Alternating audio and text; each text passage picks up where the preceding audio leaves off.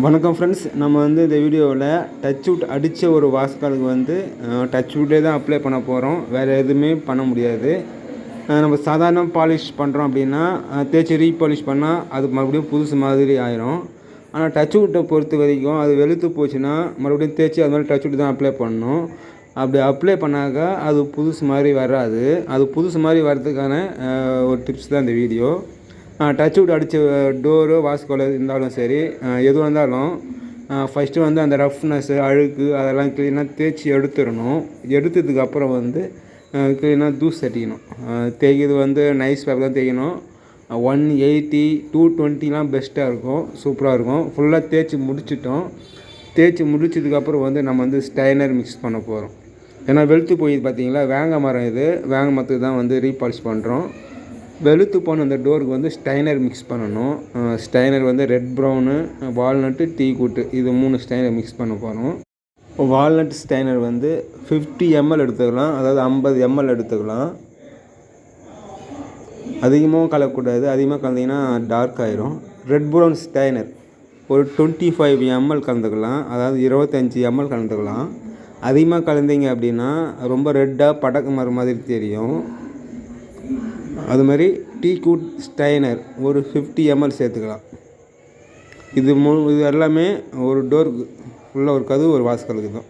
டர்பன்ட் oil ஒரு 50 ml சேர்த்துக்கலாம். உங்களுக்கு லைட்டாக கலர் வேணும் அப்படின்னா கொஞ்சம் அதிகமாக சேர்த்துக்கலாம். அதுமாதிரி ஸ்டைனரும் குறைச்சிக்கலாம்.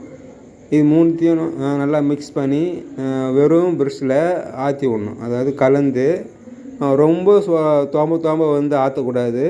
இது வெறும் ப்ரஷ் ஆற்றுற மாதிரி ஆற்றணும்.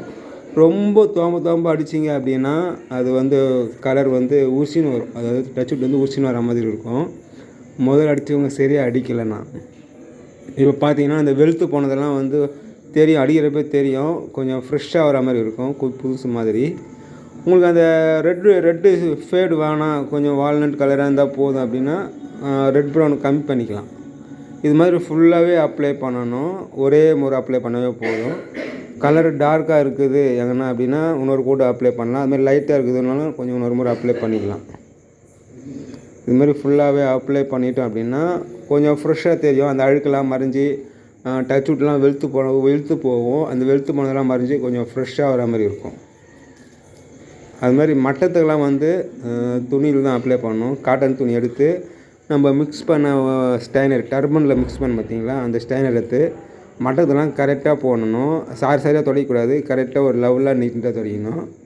உங்களுக்கு கலர் டார்க்காக வேணும் அப்படின்னா இன்னொரு முறை கூட லைட்டாக ஏற்றிக்கலாம். ஃபுல்லாக கலர் போட்டு முடிச்சிட்டோம். இப்போ கொஞ்சம் பார்க்குறது கொஞ்சம் ஃப்ரெஷ்ஷாக இருக்கும். வெளுத்து போகிறதா தெரியாது.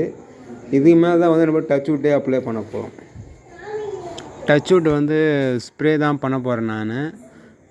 மெட்டீரியல்லாம் மீடியமாக வச்சு சரியான அளவில் நீட்டாக ஏற்றினே வாங்க.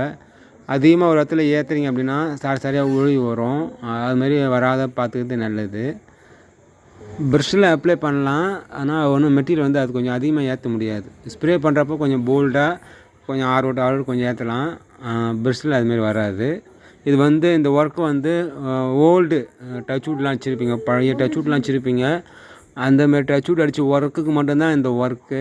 மற்றபடி சாதாரண ஒர்க்கெல்லாம் இதுமாரி போடக்கூடாது, ப்ராப்ளம் ஆயிரும். டச் வுட் வெளுத்து போன ஒரு பழைய கதவாஸ்களுக்கு மட்டும்தான், ஃபர்னிச்சருக்கு மட்டும்தான் இதுமாரி மெத்தட் செட் ஆகும், நல்லாவும் இருக்கும். ஈஸியாக செய்யணுன்றவங்களுக்கு, கொஞ்சம் நல்லா செய்யணுன்றவங்களுக்கு அந்த டச் வுட்லாம் அடிச்சுட்டு டச் வுட்லாம் மொத்தம் ரிமூவ் பண்ணிடணும். தேய்ச்சி ரிமூவ் பண்ணிவிட்டு அப்புறம் தான் நம்ம ஃப்ரெஷ்ஷாக பாலிஷ் பண்ண முடியும். நம்மளுக்கு இது மேலே தான் போடணும், சிம்பிளாக போகணும் அப்படின்னு கேட்குறவங்களுக்கு தான் இந்த மெத்தட் நல்லாயிருக்கும். ஒன்லி டச் வுட் ரீபாலிஷ் பண்ணால் இப்படி பண்ணால் நல்லாயிருக்கும், வெளுத்து போனது. இந்த வீடியோ உங்களுக்கு பயனுள்ளதாக இருந்தால் லைக் பண்ணுங்கள், தெரியாதவங்களுக்கு ஷேர் பண்ணுங்கள்.